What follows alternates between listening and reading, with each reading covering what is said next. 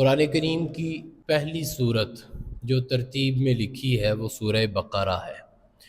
اس صورت کی پہلی 3-4 آیات میں اللہ تعالیٰ نے ایمان کا بیان فرمایا۔ بسم اللہ الرحمن الرحیم، الف لام میم ذالک الکتاب لا ریب فیہ۔ اللہ تعالیٰ نے اپنی کتاب کی گواہی دی کہ جس کتاب کو پڑھنا چاہ رہے ہو اس کتاب میں غلطی کی کوئی گنجائش باقی نہیں، غلطی تو دور کی بات ہے، یہ کسی شک شبے کی بھی گنجائش نہیں رکھتی، اس میں کسی قسم کا کوئی ریب، کوئی عیب، کوئی شک اور کوئی شبہ موجود نہیں۔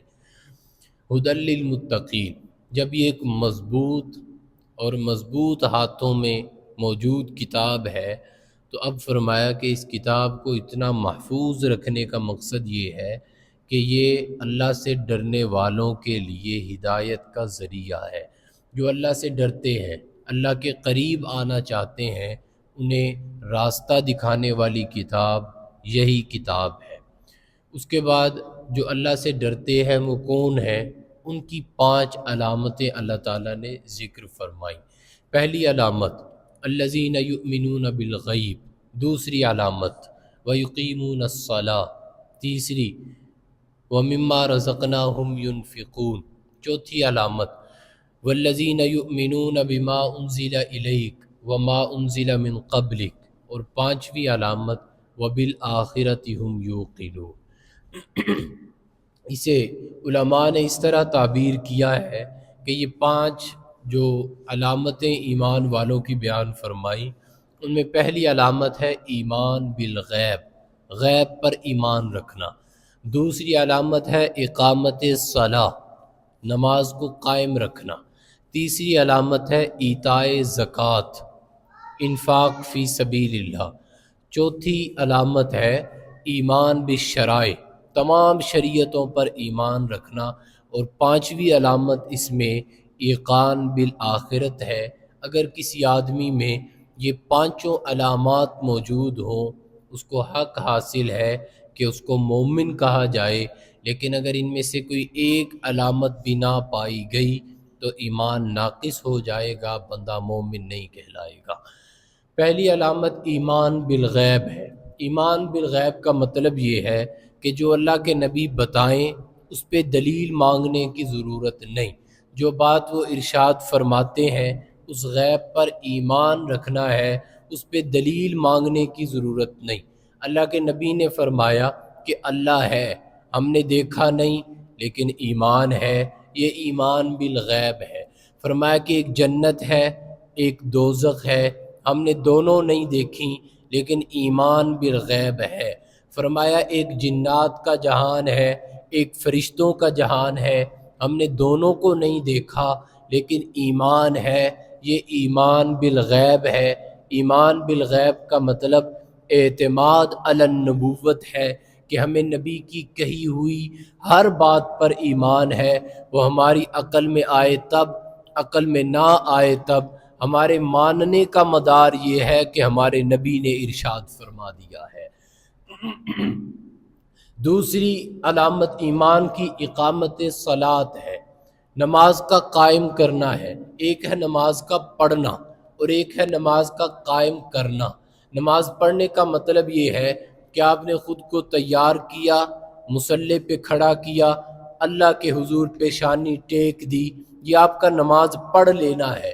نماز کی اقامت یہ ہے کہ اذان ہو، آپ کے ارد گرد سارا ماحول مسجد کی طرف لپکنے لگے، آپ کے ارد گرد کا سارا ماحول ایمان والا اور نماز والا بن جائے، کسی آدمی میں یہ جرت نہ ہو کہ وہ نماز چھوڑ سکے، یہ اقامت صلاۃ ہے۔ اذان ہوتے ہی صرف مؤذن آواز نہ لگائے، آپ بھی آواز لگانے لگے، آپ کے گھر والے آواز لگانے لگے، بیوی بچوں کو فکر شروع ہو جائے کہ اگر کوئی بھی مصروفیت ہے اس مصروفیت کو ترک کرو، اللہ کا بلاوا آ گیا ہے، فوری پہنچو، نماز کے لیے چلے جاؤ۔ جو بچے صبح اسکول پہنچتے ہیں، جیسے ہی ان کو لینے والی بس آتی ہے اس کے ہارن پر سبھی لوگ متوجہ ہو جاتے ہیں کہ بس گزر جائے گی، فوری طور پر تیاری پکڑو اور بس میں پہنچو۔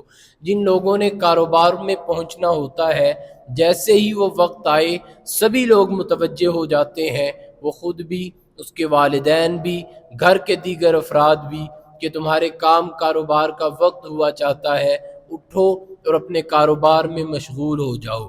کھانا پک کے دسترخوان لگ جائے تو کوئی ایک آدمی آواز نہیں لگاتا، بلکہ سارا گھر متوجہ کرتا ہے کہ دعوت کا وقت ہے، کھانا لگ چکا ہے، سبھی آ جاؤ اور دعوت کے دسترخوان پہ حاضر ہو جاؤ۔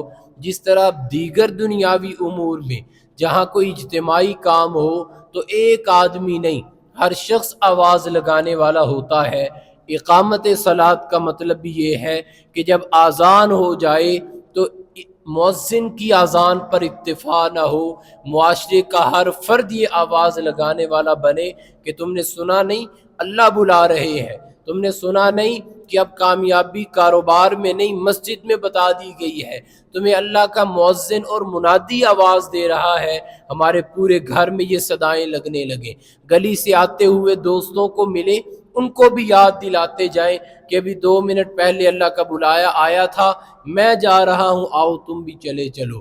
یہ اقامت صلاۃ ہے کہ نماز پڑھنی نہیں، نماز قائم کرنی ہے، نماز میں خود لگنا اور مشغول ہونا نہیں، نماز کا ایک ماحول بنانا ہے کہ اذان ہوتے ہی سارا علاقہ، سارا گھرانہ اور میرے ارد گرد کا سارا ماحول ایک دفعہ مستعد ہو جائے، متحرک ہو جائے، نماز کی طرف متوجہ ہو جائے۔ تیسری بات جو ایمان کی علامت ہے وہ انفاق فی سبیل اللہ ہے۔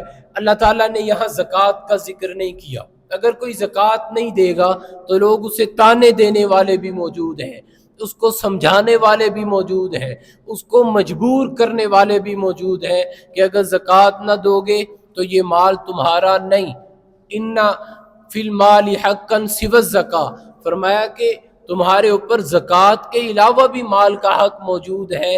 لوگ آ کے سمجھائیں گے، ڈرائیں گے، تانا دیں گے، یہ زکوٰۃ ادا کرے گا، یہ مجبوری میں ادا کرتا ہے، اس پہ ایمان کی کوئی بشارت نہیں۔ ایمان کی بشارت انفاق فی سبیل اللہ ہے کہ جب بھی خدا کے حضور کسی چیز کی ضرورت پیش آئی تو دیا ہوا خدا کا ہے، فوری طور پر میں اپنا مال پیش کروں۔ جب بھی کسی دینی مسئلے پر آواز لگے تو میں اپنا کسی نہ کسی درجے میں حصہ شامل کروں۔ خدا غنی ہے، بے نیاز ہے، اسے ہمارے مالوں کی ضرورت نہیں، ہمارے ارادوں کی ضرورت ہے، ہماری نیت کی ضرورت ہے، ہماری ہمت کی ضرورت ہے کہ ہر شخص اپنی ہمت کے مطابق اپنا حصہ شامل کرے۔ کوئی 10 دے سکتا ہے وہ 10 روپے دے، کوئی 20 دے سکتا ہے وہ 20 روپے دے، ہزاروں والے اپنی ہمت کے بقدر، لاکھوں والے اپنی ہمت کے بقدر اپنا حصہ شامل کریں۔ یہ انفاق فی سبیل اللہ ہے۔ زکوٰۃ سے علاوہ بھی ہمیں صدقات و خیرات میں اس میں ضرور شامل ہونا ہے۔ چوتھی علامت جو بیان فرمائی وہ ایمان بالشرائع ہے، تمام شریعتوں پر ایمان ضروری ہے۔ اگر کوئی شخص روزہ دار بھی ہے، تہجد گزار بھی ہے، میدان کا غازی بھی ہے، اس کو شہادت کی توفیق بھی ہے، شہادت کی طلب بھی ہے، لیکن وہ کہے کہ میں نبی کے ہر حکم پر ایمان رکھتا ہوں لیکن موسیٰ پر میرا ایمان نہیں، یہ شخص لاکھ سجدے کرے مومن نہیں۔ اگر وہ کہے کہ مجھے حضور کی تمام شریعت پر یقین ہے، ایمان ہے، اعتماد ہے، میں یقین رکھتا ہوں، لیکن عیسیٰ علیہ السلام کی شریعت کو نہیں مانتا، آدم علیہ السلام کی نبوت کو نہیں مانتا، نوح اور یحییٰ کی نبوت تسلیم نہیں کرتا، اس کا اسلام قبول نہیں۔ کیونکہ ایمان کے لیے شرط فقط حضور کی نبوت نہیں، تمام نبوتوں پر ایمان ضروری ہے۔ آدم سے عیسیٰ تک بشمول حضور سرور کونین کے تمام شریعتوں پر، تمام نبوتوں پر، تمام ادیان پر ایمان ضروری ہے۔ اگر یہ ایمان نہ ہوا جتنی عبادتیں کرے، یہ ایمان نہ ہوا جتنی زکوٰۃ خیرات کرے، اس کا ایمان قبول نہیں۔ ایمان بالشریعت نہیں، ایمان بالشرائع ضروری ہے، ایمان بالدین نہیں۔ ایمان بالادیان ضروری ہے، ایمان بھی شریعت نہیں، تمام شریعتوں پر ایمان مطلوب ہے، ضروری ہے، اس کی طلب کی گئی ہے۔ جب تمام شریعتوں پر ایمان ضروری ہے تو یہ تمام شریعتیں ہیں کون سی؟ قرآن بیان کرتا ہے والذین یؤمنون بما انزل الیک وما انزل من قبلک، پہلے آپ پر ایمان ہو، پھر آپ سے پہلوں پر ایمان ہو، پہلے آپ کو پیغمبر مانے، پھر آپ کے پیش رو تمام انبیاء کی نبوتوں کا اقرار کرے۔ میں نے نبی کو نبی مان لیا، حضور سرور کونین کی نبوت پر ایمان میں نے تسلیم کر لیا، پچھلے تمام انبیاء پر بھی ایمان ہے، اب کیا تقاضا ہے؟ فرمایا ایقان بالآخرہ وبالآخرۃ ہم یوقنون، جس طرح تمام نبوتوں پر ایمان ہے، تمام نبیوں پر ایمان ہے، بالکل اسی طرح آخرت پر بھی ایمان ضروری ہے۔ حضور کے بعد اگر نبوت ہوتی، اللہ اس نبوت کا تذکرہ کرتے، جس طرح حضور سے پہلے کے نبیوں کا تذکرہ کیا، بعد والے کا بھی تذکرہ کر دیتے، بعد والوں کا بھی تذکرہ کر دیتے، بالکل تذکرہ نہیں کیا۔ اس کی تشریح اس سے آسان انداز میں اللہ کے پیارے نبی نے کی، فرمایا سنو انا والساعۃ کہاتین، میں اور قیامت ان دو انگلیوں کی طرح ہیں، جس طرح یہ دونوں انگلیاں ملی ہوئی ہیں، میرے اور قیامت کے درمیان میں تیسری کوئی چیز نہیں۔ ہم دیکھتے ہیں ان دو انگلیوں کے درمیان تیسری انگلی نکل آئے بری لگتی ہے، تکلیف کا باعث بنتی ہے، تیسری انگلی نکلے گی، یہ پٹھے دور ہوں گے، اپنی جگہ چھوڑیں گے، تکلیف کا باعث بنے گا، فوری طور پر انگلی کٹوا دی جائے گی۔ یہ تو رہی انگلی بھی نکل آئے وہ بھی تسلیم نہیں، اور اگر یہاں کوئی پتھر رکھ دے، یہاں کوئی لوہا رکھ دے، کوئی پتھر رکھ دیا جائے، کوئی لکڑی رکھ دی جائے، اس کی تکلیف اس سے بھی زیادہ ہے، وہ ریشہ بنا دے گا، اس انگلی کے گلنے کا سبب بنے گا، پورے ہاتھ کے کاٹنے کا سبب بنے گا۔ جب انگلی بھی قبول نہیں تو لکڑی کیسے قبول ہے؟ حضور کے بعد جب نبی قبول نہیں تو وہ کوئی غبی کیسے قبول ہے؟ جب رسول قبول نہیں تو کوئی فضول کیسے قبول ہے؟ کوئی نبی بھی آ جاتا، کوئی رسول بھی آ جاتا، اس کی رسالت بھی تسلیم نہ تھی، اس کی نبوت بھی تسلیم نہ تھی۔ ایک ایسا آدمی جس کے ہوش، اس کے حواس اس کے قابو میں نہیں، جس کی عقل سے وہ معاف ہے، اس آدمی کو کیسے نبوت تسلیم کی جا سکتی ہے؟ اس کی رسالت تسلیم قطعاً نہیں کی جا سکتی۔ ایمان کی علامات 5 ہیں: ایمان بالغیب، اقامت صلاۃ، انفاق فی سبیل اللہ، ایمان بالشرائع اور ایقان بالآخرہ۔ اس کے علاوہ کوئی شرط نہیں۔ اگر ان 5 پر ایمان ہے تو ہم ایمان والے ہیں۔ لیکن اس کے ساتھ ساتھ ایک دوسرے موقع پر ختم نبوت کو بیان کرتے ہوئے اللہ تعالیٰ نے فرمایا الیوم اکملت لکم دینکم واتممت علیکم نعمتی ورضیت لکم الاسلام دینا۔ یہ کتنی عظیم الشان آیت ہے کہ ایک یہودی حضرت عمر کے پاس آیا، کہنے لگا اگر یہ آیت ہم پر نازل ہوتی ہم اس دن کو عید بنا لیتے۔ حضرت عمر نے کہا او بے وقوف، عید تو ہم بناتے تب اگر یہ عید ہوتی نہ۔ فرمایا الحمدللہ الذی جعلہ لنا عیدا، اللہ نے تو اسے عید بنا کر بھیجا ہے۔ حضرت ابن عباس فرماتے ہیں اس دن عجیب اتفاق تھا، عرفہ کا دن تھا، عید کا دن تھا، جمعہ کا دن تھا، مسلمانوں کے لیے عید کا دن ہے، اور پھر اس سے بھی آگے بڑھ کر اس دن عیسائیوں کی عید تھی، اسی دن مجوسیوں کی عید تھی، یہودیوں کی عید تھی۔ اللہ نے اپنے پرائے کوئی فرق نہیں کیا۔ اس دن تو دنیا کا ہر شخص عید منا رہا تھا، ہمیں عید بنانے کی ضرورت تب بنتی جب عید ہوتی نہ۔ اس دن تو مسلمان کائنات کا ہر شخص عید منا رہا تھا۔ جب اللہ نے اس آیت کو نازل فرمایا، اس آیت میں کیا اتنی عظمت ہے کہ یہودی ضدی لوگ اپنی ضد کو توڑ کر مسلمانوں کو کہنے لگے قدر کرنا یہ بڑی آیت ہے۔ اللہ نے اس آیت میں तीन मज़ामीन इरशाद फरमाए, अकमलतु लकुम दीनकुम, अतममतु अलैकुम निअमती, रज़ीतु लकुमुल इस्लाम दीना, अकमलतु लकुम दीनकुम, मैंने तुम्हारे दीन को मुकम्मल कर दिया, अतममतु अलैकुम निअमती, जो नेमत तुम पर होती थी उसको तमाम कर दिया, रज़ीतु लकुमुल इस्लाम दीना, आज के बाद जो दीन तुम्हारा है वो इस्लाम कहलाएगा, जो टाइटल तुम्हारा है इस्लाम कहलाएगा, जो तशक्कुस तुम्हारा है वो इस्लाम कहलाएगा। अकमलतु लकुम दीनकुम मतलब क्या है? इंसान को बनाने वाली ज़ात अल्लाह की, इसका निज़ाम ज़िंदगी चलाने वाली ज़ात भी अल्लाह की। जिस तरह कायनात को अल्लाह ने बनाया, बनाने के बाद अल्लाह ने चलाया, खुदा न बनाता कायनात न बनती, खुदा न चलाता कायनात न चलती।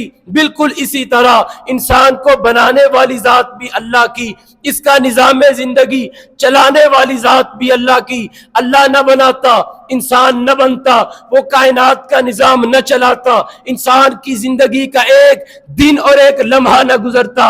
जब बनाया अल्लाह ने है तो इसकी ज़िंदगी का निज़ाम चलाना भी अल्लाह ने है। अगर आप इसको तस्लीम ना करें, आज का कोई शख्स कहे मैं दीन को छोड़कर भी ज़िंदगी गुजार सकता हूँ, तो वो चला जाए 1400 वर्ष पहले कि जब जहालत ऐसी थी कि भाई भाई का दुश्मन था, बेटा माँ से जिना करता था, बहनों का तशक्कुस खत्म हो चुका था, रिश्तों का तकद्दुस पामाल हो चुका था, औरतों का निकाह खत्म हो चुका था, औरत पैदा होते ही दफना दी जाती, औरतें एक अरसे के बाद खत्म हो जाती। जब औरत नहीं तो नस्ल कैसे चलती? इंसानियत का वजूद दुनिया से खत्म हो जाता।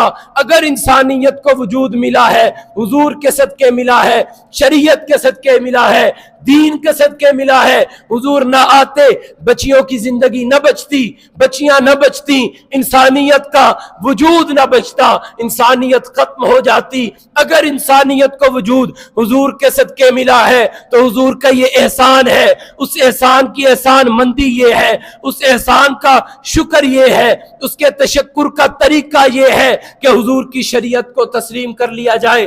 फरमाया कि शरीयत तस्लीम तुमने करनी है, मुकम्मल मैं कर चुका हूं, न इससे कम न इससे ज्यादा। अगर शरीयत में कमी करोगे, आज के लिबरल लोग कहते हैं पर्दे की जरूरत नहीं, ये कदामत पसंदी है, पुराने लोगों की जरूरत है, वो हुलिया जो अल्लाह के नबी का था उसकी जरूरत नहीं, अपग्रेड हो जाओ, डिजिटल दौर आ चुका है, बदल दो ये सारी चीजें, अब नई चीजें अपनाओ। आज हमारा मजहबी तबका भी अपने बच्चों को पैंट शर्ट पहना के खुश है कि अपग्रेड हो जाते हैं, डिजिटल हो जाते हैं, नई दुनिया के साथ दौड़ते हैं, दुनिया बहुत आगे जा चुकी है, कोई जरूरत नहीं। अल यौमा अकमलतु लकुम दीनकुम, दीन मुकम्मल हो चुका है, न इसमें कमी न इसमें ज्यादती। अगर कमी करेगा खुदा पर एतराज करेगा कि तुझे समझ न आई, मैं दीन के अंदर कमी करके बताऊंगा ये चीज फालतू है, ये फजूल है। अगर ज्यादती करेंगे तब खुदा के इल्म पर एतराज है कि खुदा नहीं जानता, ये भी दीन का हिस्सा होना चाहिए था। इसी वजह से बिदत पर एतराज है, इसी वजह पे बिदत पे सवाल है, बिदत से रोका गया है। फरमाया अकमलतु लकुम दीनकुम, न दीन में कमी है न ज्यादती है, अतममतु अलैकुम नेमती, नेमत तमाम हो चुकी है। आप ये सवाल कर सकते हैं, ये बात तो अक्लों में नहीं आती, कौन शख्स है जो खुदा की नेमतों से बराबर नहीं, खुदा की अताओं से माला माल नहीं? नेमतें तो आज भी उतरती हैं। फरमाया एक नेमत ज़ाहिरी है, एक बातनी है, एक दुनियावी है, एक उखरवी है। एक का ताल्लुक मेरी दुनिया से, एक का ताल्लुक मेरी उकबा से, मेरी आखिरत से। दुनियावी नेमतें आज भी उतरती हैं, ज़ाहिरी नेमतें आज भी उतरती हैं, लेकिन बातनी नेमतों का दरवाजा हुजूर पर बंद हो चुका है। कोई शरीयत का कोई हुक्म आज के बाद नाजिल ना होगा। और यहां ये बात भी अर्ज करता हूं, अल्लाह ने वही को नेमत करार दिया है, और उस वही से जो दीन मिला वो दीन भी नेमत है। और इसी को सामने रखते हुए एक दूसरी आयत का इस्तेहज़ार कीजिए, मन लम यशकुरिन्नास लम यशकुरिल्लाह।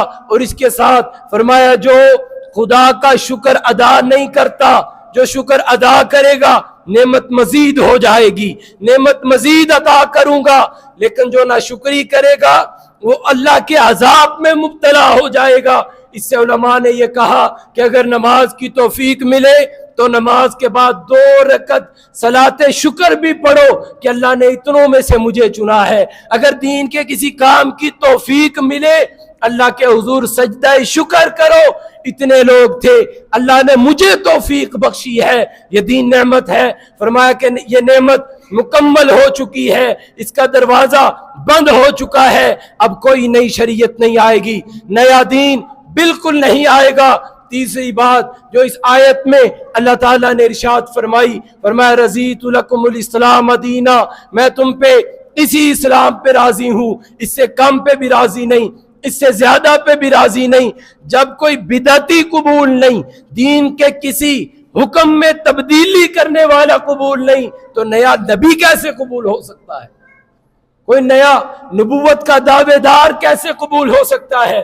میں یہاں آپ کو سمجھانے کے لیے یہ بات عرض کرتا ہوں، آپ کی مسجد کا امام نماز پڑھائے، نماز کے بعد وہ سلام پھیرے، پیچھے آنے لگے، ایک مقتدی کھڑا ہو جائے کہ امام صاحب آپ کو نماز پڑھانی نہیں آئی، میں نماز پڑھاؤں گا، صحیح نماز میں پڑھاؤں گا، اس میں امام کی توہین ہے، مسجد کی توہین ہے، انتظامیہ کی توہین ہے کہ کیسا شخص تم نے چنا ہے۔ اگر کوئی آدمی عدالت میں چلا جائے اور کہے جج صاحب آپ سے فیصلہ صحیح نہیں ہوا، نیچے اتر آئیے، یہ قلم دان مجھے تھمائیے، یہ نشست مجھے دیجئے، میں فیصلہ کروں گا، جج کی توہین، عدلیہ کی توہین، عدالت کی اس نشست کی توہین ہے۔ اگر کوئی ڈاکٹر کو کہے ڈاکٹر صاحب آپ اپنے آپریشن میں ناکام ہیں، دیجئے مجھے یہ سارا سامان، میں سرجری کروں گا، ڈاکٹر کی توہین، اس کے شعبے کی توہین،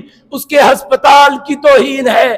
اگر کوئی شخص حضور کے بعد نبوت کا دعویٰ کرے، دین کی توہین، شریعت کی توہین، خدا کے نظام وحی کی توہین، اللہ کے نبی کی توہین ہے۔ مسلمان سب کچھ برداشت کر سکتا ہے، نبی کی توہین برداشت نہیں کر سکتا۔ کوئی نبوت کا ایسا جھوٹا دعوے دار جب ایسا دعویٰ کرتا ہے پوری قوم مچل پڑتی ہے، تڑپنے لگتی ہے، خبردار یہ ہمارے مذہب کی توہین ہے، ہمارے نبی کی توہین ہے، خدا کے نظام میں وحی کی توہین ہے، یہ توہین برداشت نہیں۔ اللہ کا شکر ہے، اللہ کا فضل ہے، پوری دنیا میں آپ کا ملک پاکستان ہے جہاں نبی کی توہین پر پابندی ہے، جہاں ختم نبوت محفوظ ہے۔ دنیا کے کسی ملک میں قانون موجود نہیں۔ بادشاہوں کی توہین پر قانون ہے، ریڑی والے کی توہین پر قانون ہے، گلی کا نالی صاف کرنے والے عیسائی کی توہین پر قانون موجود ہے۔ پوری دنیا میں کسی ملک میں نبی کی توہین پر قانون نہیں۔ آپ کی شریعت، آپ کے پاکستان میں تو کوئی توہین کا شائبہ بھی ہو تو 295 سی لگ جاتی ہے۔ آپ کے پاکستان کو یہ اعزاز حاصل ہے، پاکستان بھوکوں مر جائے، پاکستان کی عزت میں کمی نہیں آتی، یہ حضور کی ناموس کا محافظ ہے۔ اور آپ کے لیے خوشخبری ہے، اب تو روضہ رسول کا محافظ بھی پاکستان ہے۔ گزشتہ دنوں جو پاکستان اور سعودی عرب کا معاہدہ ہوا کہ اسرائیل کہتا ہے میں مکہ مدینہ میں جاؤں گا، مکہ مدینہ جانا دور کی بات، پاکستان کو کراس کر کے جائے گا، پاکستان کبھی اس کی اجازت نہیں دے گا۔ روضہ رسول کی حفاظت کی ذمہ داری کا فریضہ بھی اللہ نے پاکستان کو عطا کر دیا ہے۔